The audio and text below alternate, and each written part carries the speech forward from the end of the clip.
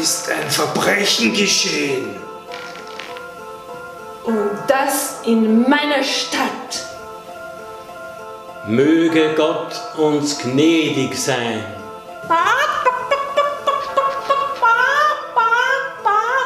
Dafür muss es eine wissenschaftliche Erklärung geben. Mein Gott ist nicht deppert. Ab mit dem Kopf. Und dafür bin ich extra aus Rom gekommen.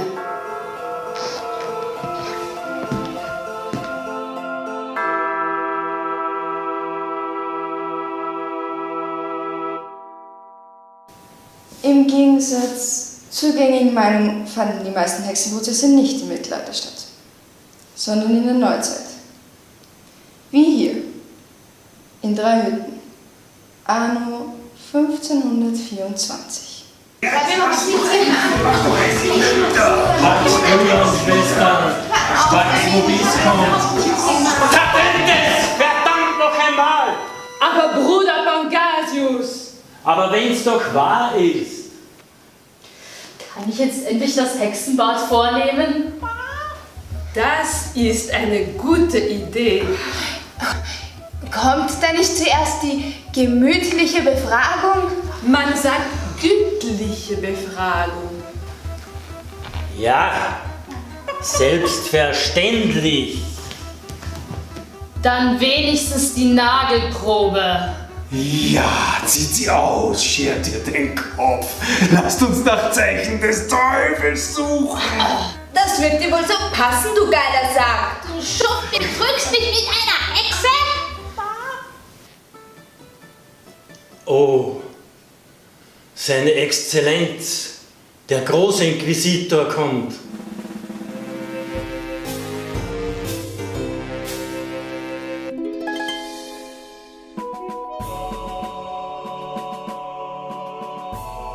Mon Dieu, der hat uns noch gefehlt. Was? Eine Frau? Ja, Ungläubige. Ich bin die erste von Rom ernannte Inquisitorin. Mein Vater wäre stolz auf mich. Da soll einer noch sagen, die katholische Kirche sei nicht fortschrittlich.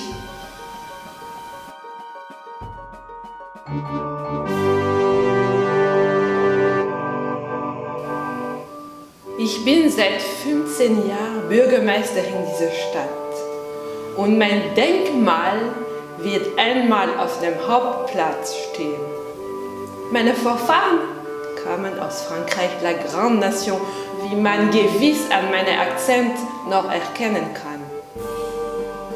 Ich regiere diese Stadt comme il faut und mit eiserner Hand. Und das mache ich gut. Dafür brauche ich kein Sacré Crétin, die mir dabei ins Handwerk pushen. Unruhen gehören im Keim erstickt. Vive la liberté! Vive la vie! Aber in Frieden!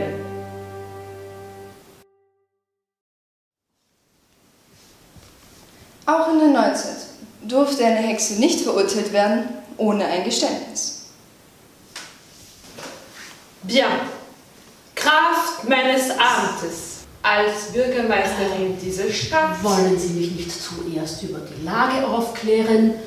Ja, das. Meine Sizilien ist ein Huhn. Durch übelstes Hexenwerk. Blödsinn, übel ist mein Zeug gar nicht. Mein Inquisitor, darf ich schon etwas nachhelfen?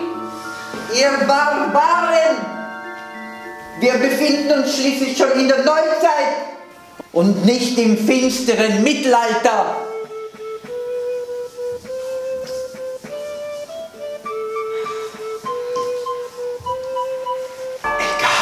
Sieht sie aus. Ja, warum lange überlegen, wenn es sich auch so einfach lösen lässt? Seid ihr alle verrückt geworden? Ruhe!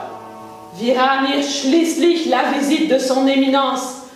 Und es muss streng nach Protokoll vorgegangen werden. Ja, und als wissenschaftliche Beobachter werde ich streng darauf achten, dass dies mit logischen Argumenten und wissenschaftlicher Objektivität geschieht. Meine Gute, ein Hexenprozess ist keine neuzeitliche Diskussionsrunde, sondern eine Frage des Gottesglaubens.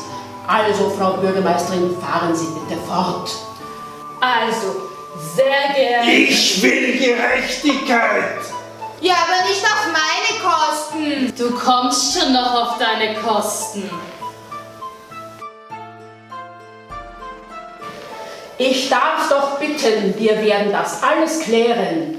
Also? Nein, jetzt will ich nicht mehr. Cela ne m'amuse plus du tout.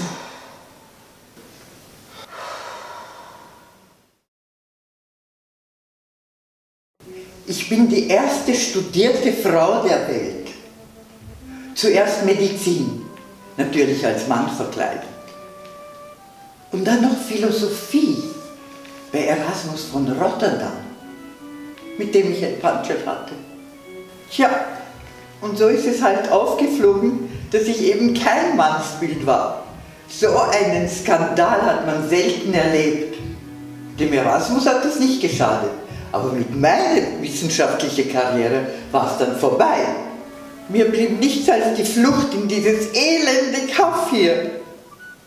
Und jetzt friste ich mein Leben unter diesen Hinterwäldlern und versuche gegen ländliche Ignoranz und christlichen Aberglauben anzukämpfen.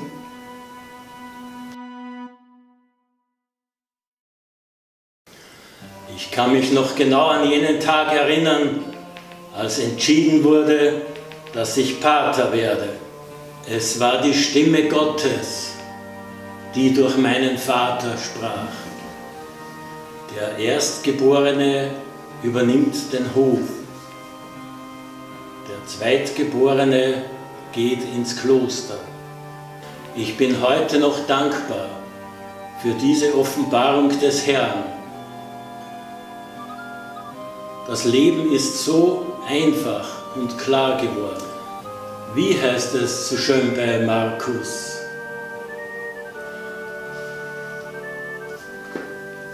Alles, was ihr bittet, in eurem Gebet, glaubt nur, dass ihr es erhaltet, und es wird euch zuteil.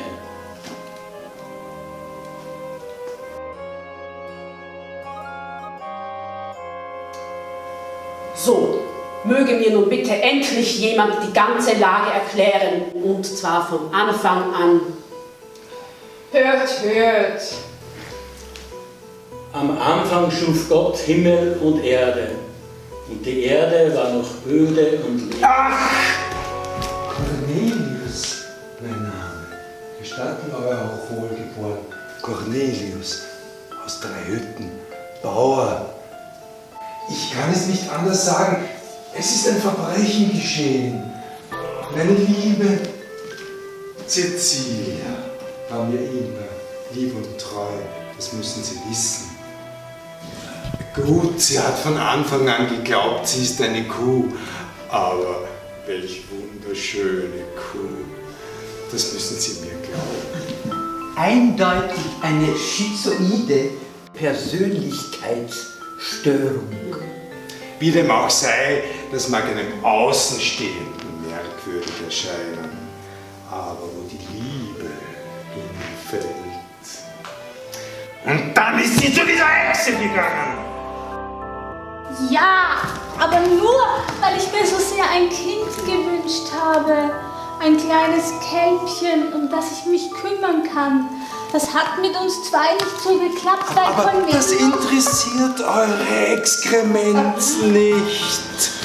Exzellenz, wenn ich bitten darf. Nein, eben gar nicht exzellent. Unbeschreiblich grausam ist das.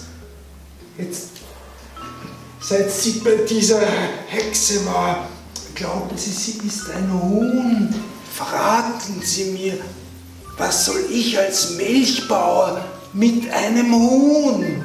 Nicht einmal melken kann ich das. Und aus dem Kind ist auch nichts geworden, Seit sie bei dieser verteufelten Hexe war.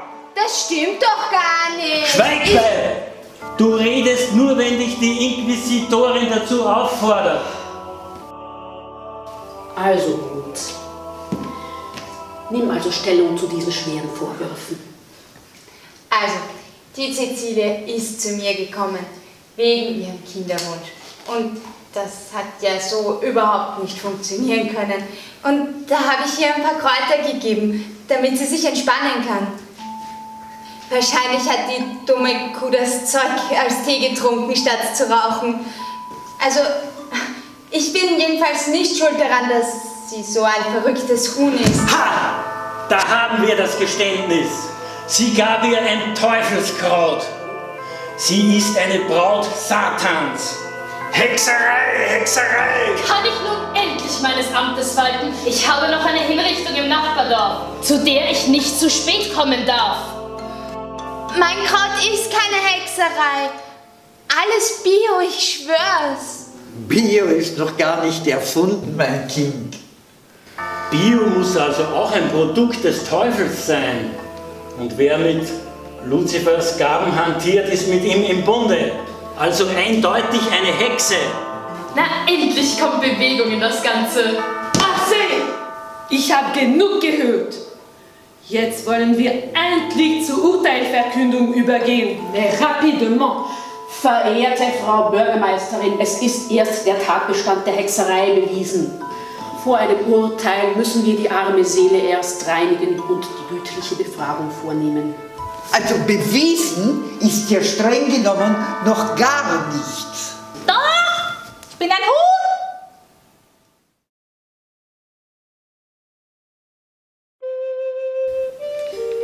Ja, die Frauen, die haben mir schon immer etwas zu schaffen gemacht. Zum Beispiel meine erste. Die Ziege, die hat mich in der Hochzeitsnacht verwechselt mit dem Pfarrer. Und dann meine zweite, das Schaf, leider verstorben. Unbeschreiblich traurig war das. Und das nur, weil sie 5 Wochen nichts essen konnte in den Keller, in den ich sie gesperrt hatte. Wirklich bedauerlich, wenn ich daran denke. Und dann hatte ich endlich meine geliebte Kuh. Und nun das!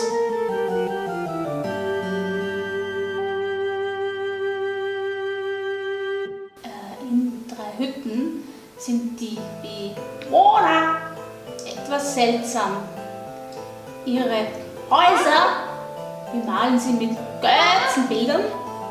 Sonntags geht sie in die Kirche und ihre Männer bevorzugen Frauen, die sich für Tiere halten. Mir war es ja egal. Einen anderen hätte ich sowieso nicht gekriegt. So war ich eben eine Kuh. Aber ehrlich gesagt, ich bin nicht der alte Typ. Da ist mir das Huhn schon lieber. Aber Cornelius und jetzt die ganze Aufregung deswegen.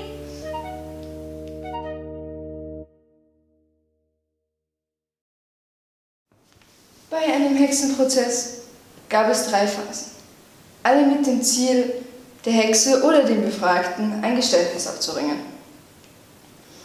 Die erste war die gütliche Befragung. Du bist also eine Hexe. Ja. Nein. Bereust du deine Sünden? Bereue.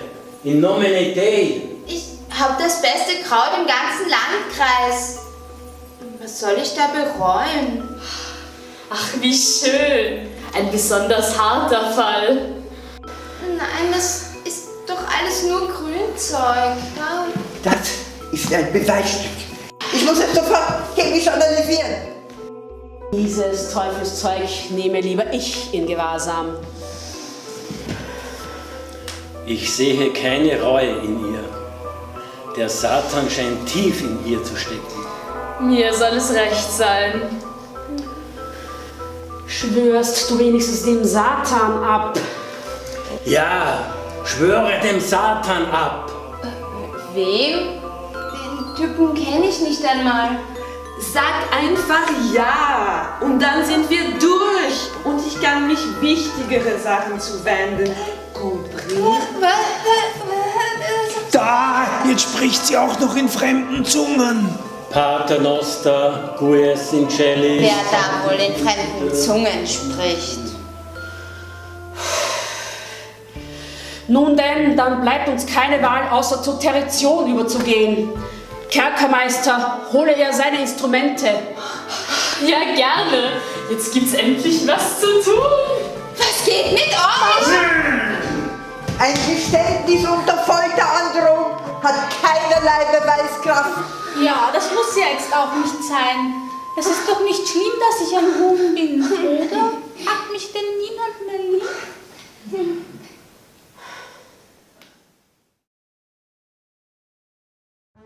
Hinrichtungen sind mir ja persönlich lieber als das ganze Foltern.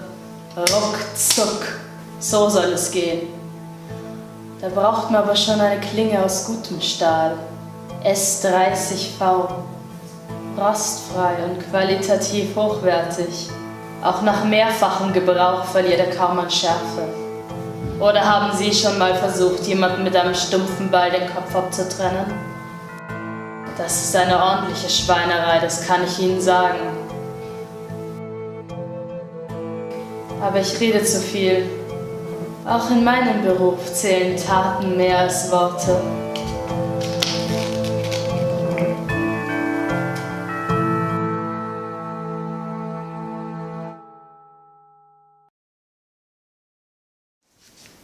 Hatte die gütliche Befragung nicht den gewünschten Erfolg, kam es zur Terition, also die Befragung unter Androhung von Folter. Eh bien, möge der Henker beginnen. On y va.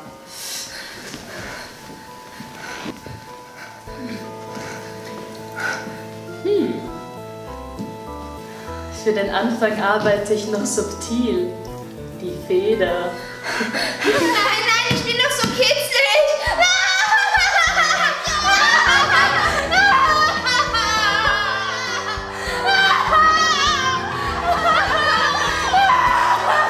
Gib doch auf, Mädchen! Bitte! Bereue im Namen Christi. Hört doch auf damit. Ja, hört doch auf. Sicher nicht! Ich habe da doch etwas ganz Neues. Die brasilianische Wachsmethode. Das wird aber spannend.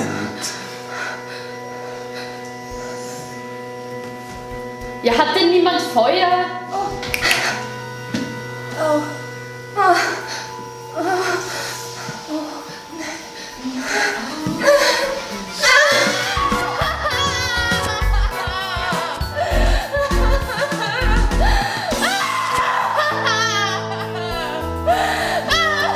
Regt sich schon was? Gib doch auf, Mädchen! Endlich! Es ist noch nicht zu spät. Deine Seele ist noch nicht verloren. Nein, lasst mich doch endlich in Ruhe. Mon ami, jetzt will ich das schon bis zum Ende sehen.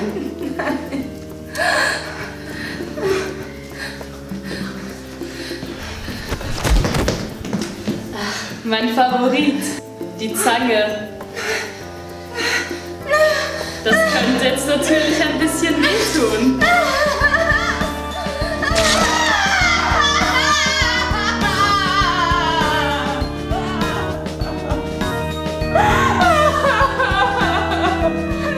Keine Angst, Mädchen. Dafür habe ich eine Salbe. Das wächst wieder nach. Womit soll ich denn jetzt meine Tüten wurzeln? Wende dich doch Gott zu. Er hat für jedes Schäfchen einen Platz in seiner Herde. Nein, ich bin doch kein Schaf. Jetzt wird es schon ganz schön brenzlig. Vive la torture! Dann muss ich wohl doch schwerere Geschütze auffahren. Ja, jetzt kommt endlich der Hexenhammer. Oh nein, nicht auch noch der Hexenhammer.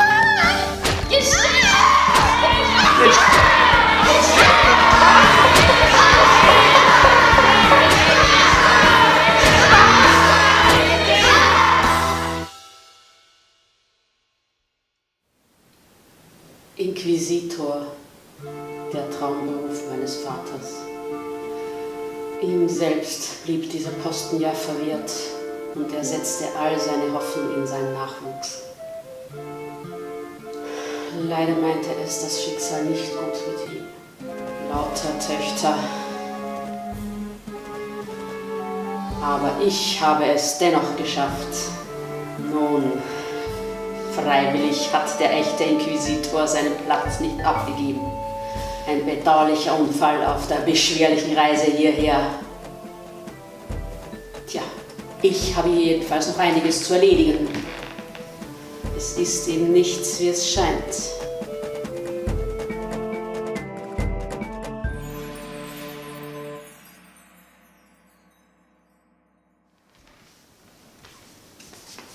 Führte nun die Tradition zu auch keinem Geständnis, kam es zur peinlichen Befragung.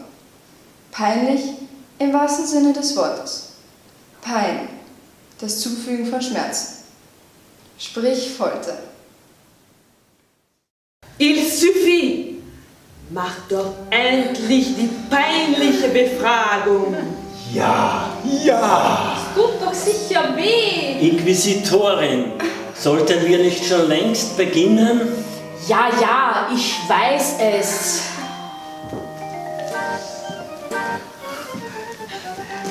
Schmerz und Züchtigung sind doch keine rationale Lösung. Ach, halt's Maul! Hat dir einmal mit dem Hammer nicht gereicht? Bordel de Merde! Jetzt will ich endlich das Finale sehen!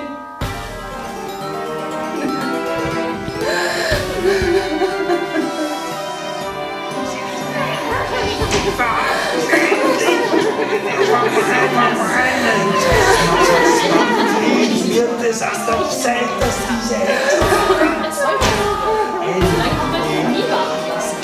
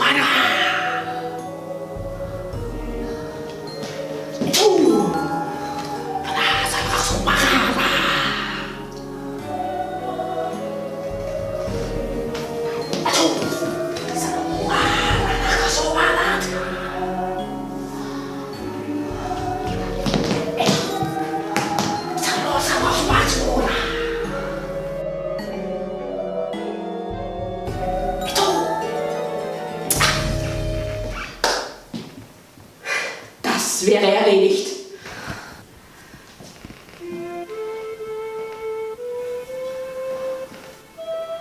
Oh, wie wundervoll sie ist.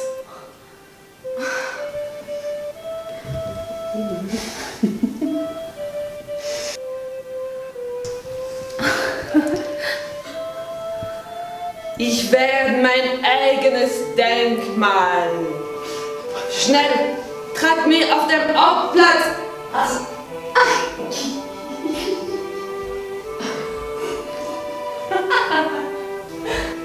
Da, ich sehe sie, die Erleuchtung. Om Namah Shivaya.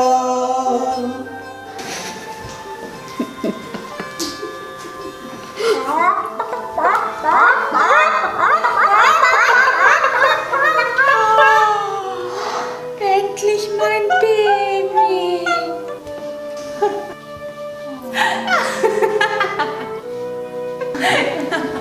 Mu. Mu.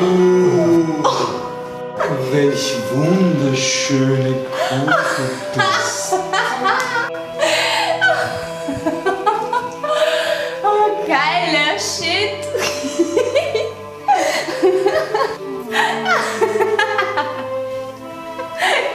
Mädchen, du hast noch viel zu lernen und ich werde dir dabei helfen. Ich bin deine Mutter.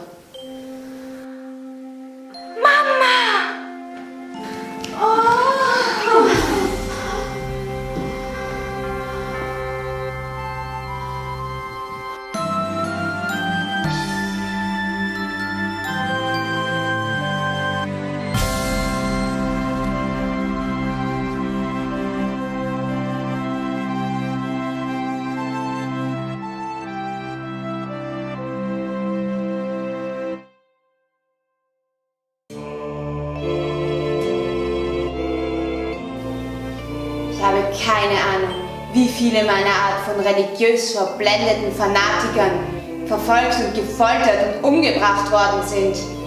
Aber es waren bei weitem nicht alle, nicht nur dank mir und meiner Mutter. Ist es denn so verwerflich, auf Kräuter statt auf Gebete zu vertrauen? Wenn es einen Gott gibt, ich sage wenn, dann hat er die Kräuter doch auch erschaffen. Die Gebete, die sind eine Erfindung der Menschen.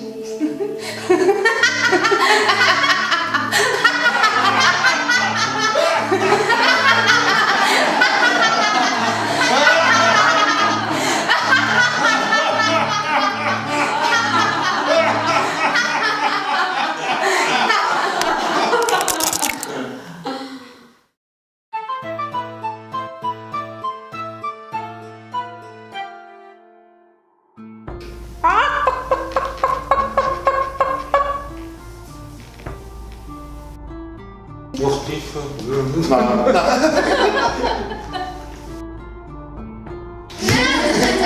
Das stimmt doch nicht. Was ist jetzt?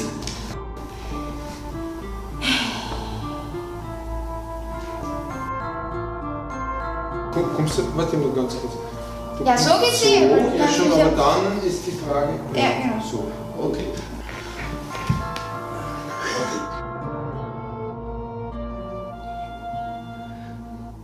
Sehr schön. Weiter. Von, weg, wo? Ja. Haben wir irgendwo einen Wiesen? Ich bin ja die nicht mehr im Bild, oder? Nein, jetzt war es nicht mehr. Was? Wieso hast du in die Nase gebohrt? Wie heißt es so schön bei Matthäus? Ja, war aber cool. Das Verhör war in 3 Teile gegliedert.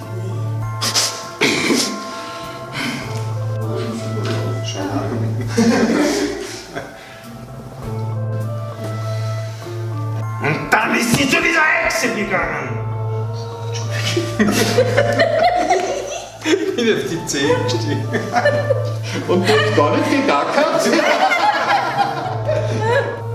Da ist mir das Räufer. Passt, mach doch mal. Was auf deine Zehen? Also ich sage jetzt nochmal so über den oder Na, Buffet, genau. ja, ich habe hier jedenfalls noch einiges zu erledigen. Ja, das muss jetzt auch nicht sein. Gut, Satz, danke.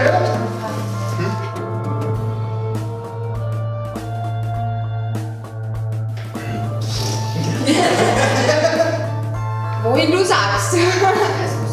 Noch ein bisschen näher zu deiner Frau, bitte. Komm zu mir. Das ist mit. Das ist mit. Argumenten. Sag's mir. Du redest nur, wenn dich die Inquisitor... Habe ich keine Ahnung. Okay, bitte auf Anfang.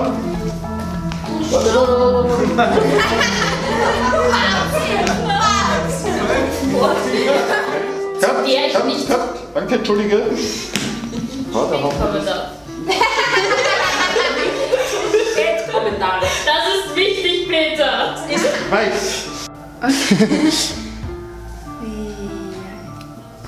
Ja, du schaust bitte zur Hexe. Zur Hexe, die ist da unten. Die so. Ah, ich? Ja, bitte, entschuldige. Ich dachte, sie. Das ist wirklich peinlich. Ich bin bist mit dem Bild. Bleib da und schau so. Vollprofil.